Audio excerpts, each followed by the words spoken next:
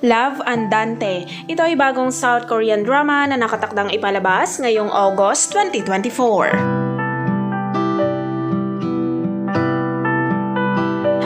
Love Andante ay isang romantic comedy na makikita sa DMZ area ng Gosong, sa probinsya ng Gangwon.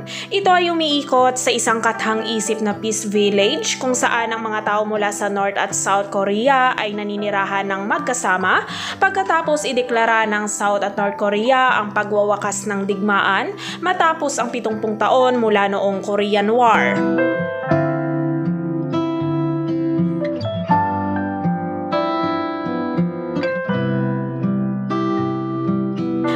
Gagampanan ni actor Kwon Yoon Bin ang papel ni Im Joo Young na isang henyong pianista na kilala sa kanyang pambihirang talento at kapansin-pansing hitsura na siya na rin ang unang Koreano na nanalo sa unang pwesto sa isang international competition.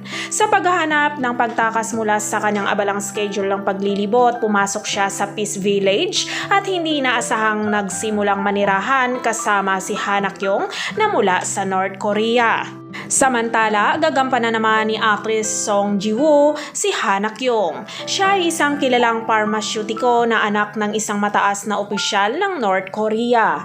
Nasa buhay na may pragmatic at makatotohanang pananaw si Han Ak-yong at natutunan lamang niya ang tungkol sa pag-ibig sa pamamagitan ng mga libro. Gayunpaman, nagsimula ang kanyang buhay sa isang pagbabagong paglalakbay nang makaharap niya ang kilalang pianista na si Im Joo Young.